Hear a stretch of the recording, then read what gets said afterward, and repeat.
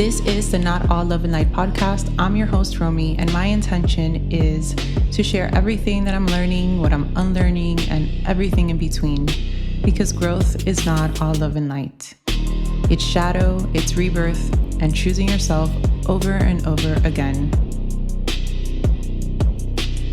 Thanks for being here. Let's get into today's episode.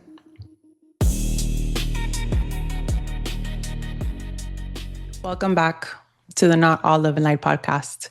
It was not my intention to be gone this long, to disappear. It's almost been a year and a half since the last episode aired, which blows my mind to think that it's been that long since that episode aired. It's crazy to me. I love doing this work. In the past, I've had amazing guests and some not so amazing people as well. If you notice, there are a lot of episodes that have been deleted. I'm just not in alignment with these people. I'm in a space where I'm not going to allow anybody's energy, anybody's presence in my space that I just don't want. If the episodes seem a little bit out of place, it is what it is. It's my podcast and I can do whatever I want. With that said, the podcast needed a break. I needed a break. I needed to see and feel out exactly what direction I wanted moving forward. I've evolved so much since the first episode aired, which was 4 years ago. I wanted to do things that reflect where I am. I am someone that's always evolving, always changing. This is my project and it will continue to evolve and grow as I grow. In this year and a half that I've taken this break, the one thing that was certain is that when this podcast came back, it was going to be solo episodes, at least for now. Like I said, I'm always changing. I'm always evolving. I'm allowed to change my mind. If I feel a conversation is in alignment, I'll have it. Having guests on the show is not really what I feel called to do right now. I have a lot to share with you guys myself. This is the rebirth. This podcast has a new feel. It's different. I'm different. And I love it. I love it here. I love where I'm at. In this year and a half, I've gone through my own healing journey. It's incredible when you continue to put the work into yourself, how much your life could change. This work is not easy. I see so many posts that people are saying they didn't know that healing was going to be so hard. They thought it was just journaling and meditation. And it's so funny because that is the message that I like to give out. It's not all love and light. What I've gone through in the last year and a half, the evolution that I've gone through, it has not been love and light. There's been a lot of joy and a lot of happiness and a lot of great things, but internally, especially the last couple of months, I attempted to revive this podcast in Scorpio season, just when it started. That's when I felt like I really missed the podcast. I really want to get this going again. The first episode I tried to record, nothing worked. Nothing worked. I couldn't get the microphone to work. I couldn't get the camera to work. I was getting frustrated because I just wanted to do this. But I took a step back. I checked in with myself. Something felt like it wasn't time. I pulled tarot on it. My confirmation was there. It's not time. Now I see, now I see why it wasn't the time. My healing journey, all of the layers, all of the things in my subconscious that I thought I had healed. That's the thing with your subconscious. You really don't see things sometimes. You're just so far from it, especially when you're in this world and you're doing this work. You're so aware there's cracks and there's going to be ways that it's going to try to protect you. The things that were coming up for me, man, things that I just needed to release and let go. The way that I was showing up for people, the way that I was showing up in relationships. Scorpio season felt like I was fighting the final boss in a game. The big boss at the end, when you finally have passed all of the levels and you gotta fight this big, bad boss to win the game. That is what Scorpio season felt for me. And I won. I won the game. The rebirth that came from that, the person that was born from that, man, I've never felt so incredible and so great and so aware and so detached from so many things. It was necessary. So the podcast was not ready to come out. It would have been a hot mess. I'm so glad that my guides always have my back and they frustrate me by doing things that I don't want to do, but then we see why. We see why things needed to happen the way they did. In this year and a half, apart from going on my own journey and trying to figure out the direction of the podcast and what I wanted to do, I've also been in school. And I know that I've mentioned it in some episodes. I don't think I've really gone into detail as to what it is that I'm doing. When I was 18, I moved out of my house. I was working. I needed to learn how to support myself. I was never taught how to manage my money, how to manage my finances. It's crazy because my dad was very YOLO. You only live once. Spend your money, whatever. And then my mom is not. My conditioning around finances was insane. We've got a hold on that now. But it was insane. When I was 18, I needed to support myself. I hated school. At this time, I didn't even know that I had ADHD. I wasn't diagnosed until actually I had my son. So at least 25 years old, I was not trying to go to school. Even though I didn't live with my mom, you still have to apply with your parents if you were under 25. I don't know if that's still the case now. I was not a good student. I had to take remedial classes. If you don't know what remedial classes are, is if you don't pass the state test, they need to do placement tests. And then if you fail like certain things, you have to take these classes that don't even count towards your degree. And then I had to pay for it out of pocket. It was a no-brainer for me to just quit. I didn't want to do it, so I quit. Throughout the last couple of years, the thought of me becoming a mental health counselor has trickled. And I've ignored it because I'm not going to school. I'm not going to school. I remember on a Monday, I Googled, what exactly do I have to do in order to become a mental health counselor so I could help more people? As soon as I Googled it, I said, absolutely not. We're not doing this. We're not doing this. I still do not like school. That Wednesday, I had my therapy session. And within the first 5 minutes, my therapist tells me, Romy, why don't you go back to school to do what I do? Because you would be able to help so many people because of the work that you've already done, not only with your clients, but with yourself. There's so many people in this career that just have a degree and haven't actually done the work themselves like we have. When she tells me this, I just sit there shaking my head, looking at her. I already knew that this wasn't coming from her alone. My guides were speaking through her and trying to get this message to me. My first response was, I cannot do this. I am 36 years old. I haven't even started my AA. I'm a single mom. My kid's autistic. I have to take him to therapy. I have another kid. It's a lot. I cook and clean and I do stuff. And I have my business. I cannot do this. That was the first thing that came out of my mouth. All these excuses. And then I added how much I hate school. I don't like it. I like learning.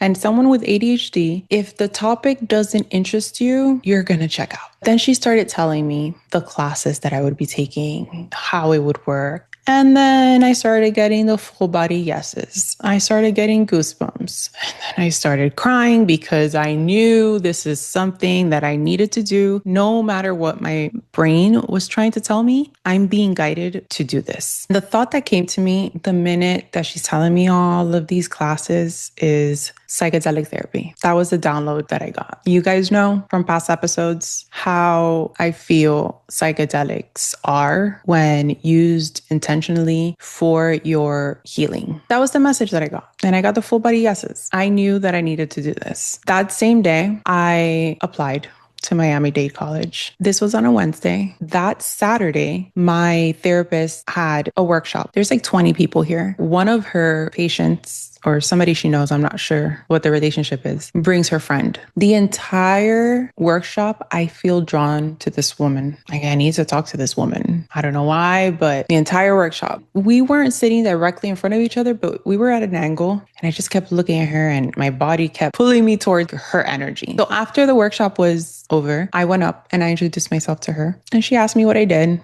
I told her. She's like, oh, that's amazing. So then I asked her, what do you do? She told me that she is the dean of Miami-Dade College. In that moment, I look at my therapist and she looks at me and we're both like,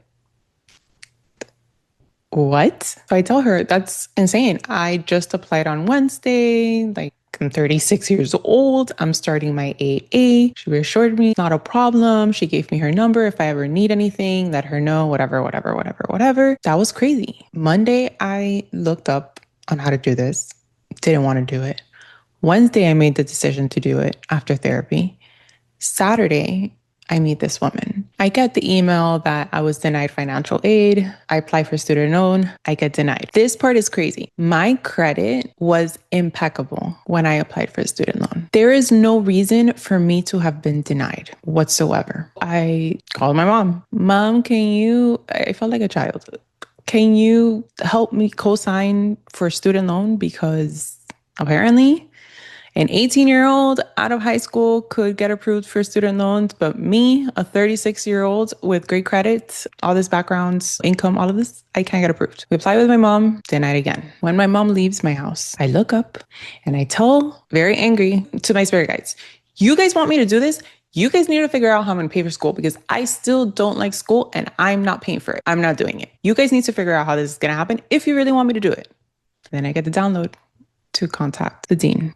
I don't know what it was that I was doing wrong or whatever the case may be. Everything was fixed by the end of the day. Had I not met this woman, I would have just given up because that's it. I think that it was a no-go. This is so in alignment for me to do that no matter how hard it has gotten in the last almost 3 years since I started, I just can't quit it because I don't know what the end result is going to be.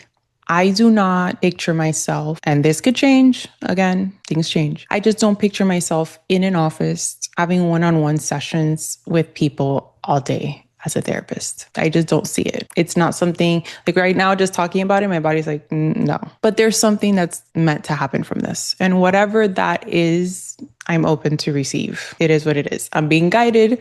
I am following. The synchronicities and the coincidence, I can't ignore it. And it's been tough because it's been almost 3 years. I've had to sacrifice so much. I'm balancing doing this on my own. When my kids are with me, I am the only parent in the home, cooking and cleaning and doing everything. And I've had to take a step back from my business, the amount of clients that I work with at a time, because there's no way that I'm going to have somebody invest their time, their energy, and their money, and I don't have the capacity. That is just not who I am. For some time, I was working with one client at a time. I was able to open up my capacity to 2 clients at a time the last year. The version that you're going to get with me when you're in a session with me is going to be the best version of me because I have that capacity. I know where my limits are. I'm finally in my last semester to get my AA. So I still have a ways to go. I'm not in a rush. I tried that. I tried to finish and I almost burned myself out. I didn't have clients at the moment, and I tried to take on more classes just to be done because I still hate school. I still hate it. It doesn't matter. It's been a funny journey too. Imagine you start your AA at 36 years old. This part of my story, there's a lot of comedy. Being in a classroom full of kids, you being the oldest one, I've been older than some of my teachers as well, which is always interesting. Being in this space, I could see how much healing a lot of these professors need and how much conditioning goes on in the school system. It has gotten difficult when I've had to just bite my tongue because this is not like a job that I could just get up and go. No, I need to pass this class. It's made me feel very great though, because apparently I blend in very well with these kids. The shock when they find out my age, I love it. It's so fun. It's fun. Even with the teachers, it's fun. They always think I'm like 25, 26. It's great. It's been great for that, especially these kids, man, when they've tried to ask me out on dates and I could literally be their mom. There was this one kid that asked to walk me to my car. Like, sure, let's do it. Why not? I mean, there was a time I was dating younger men, not that young. I am so sorry. My rule was always I won't date anyone younger than my nephew. My nephew is 10 years younger than me, and I think that would have just been too weird for me. So this kid walks me to my car and he tells me, this is like a mom car. And I look at him and I'm like, yeah.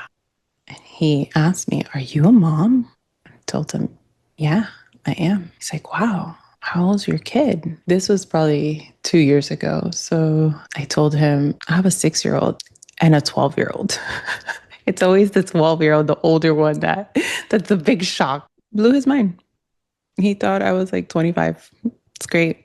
So that's been great for my ego when it's come to whole school thing.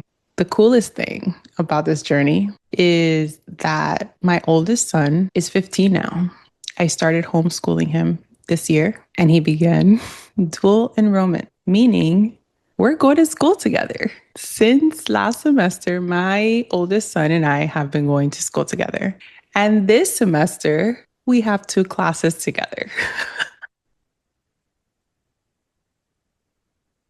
It's great. I mean, sometimes I do things because let's do it for the plot. This would be hilarious. This would be fun.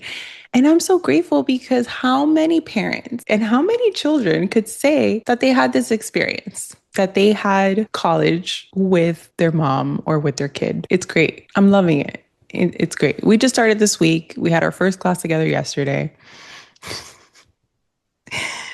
He asked me before, Mom, if people ask if we're related, are we going to say that we're siblings? He's so funny. He's so great. This part of the journey, it's fun. And I'm almost done with my AA.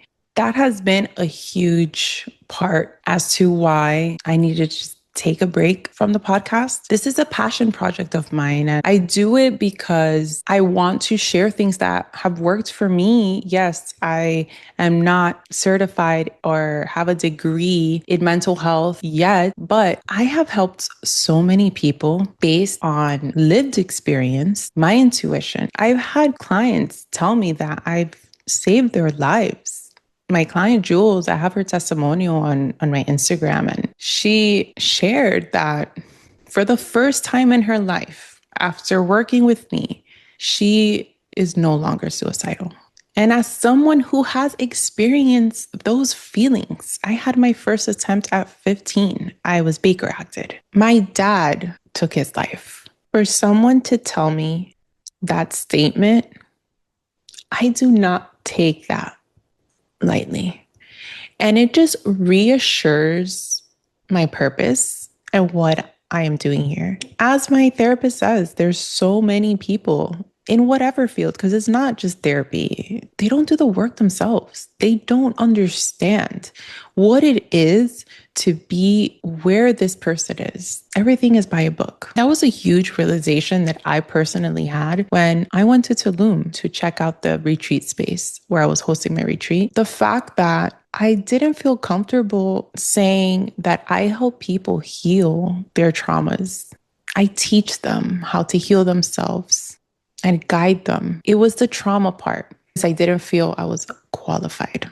I realized that was part of my inner critic that was holding me back. Yes, I don't have whatever qualifications. I have my life coaching certification that I got with Tony Robbins, and I've done a bunch of, other certifications and all of this. And I could honestly tell you right now, everything that I've gotten a certification for, I just do whatever I feel called to do in that moment, whatever I'm guided to do. And it's different every time. The experiences people have is different every time. Once I had that realization that I was completely stepping into my power, this is what I do. I don't care who has anything to tell me about that. I know the work that I've done, not only on myself, because I continue to do the work myself, the way that I've helped other people.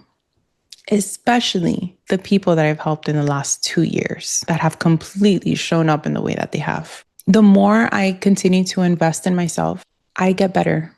you could only help people as far as you've gone. When I got back from Tulum, my mom was borrowing my car and she picked me up from the airport. And we started talking about, personal growth stuff or whatever. And my mom tells me, I know this stuff, Romy. I know this stuff. This is what I used to do in New York. I was a social worker. This is what I have my degree in.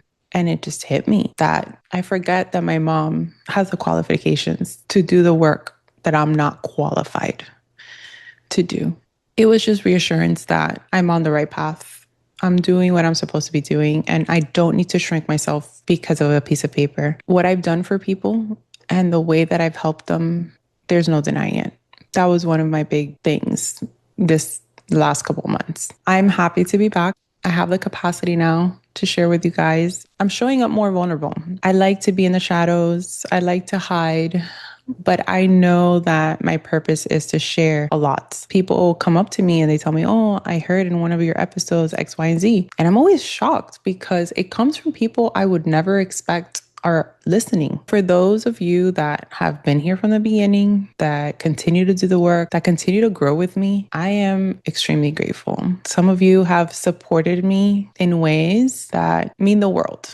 This is only going to continue to evolve. I'm in a phase where there's been limits of what I could handle. This healing that I've done has made me such a much stronger person. I have so much more capacity now.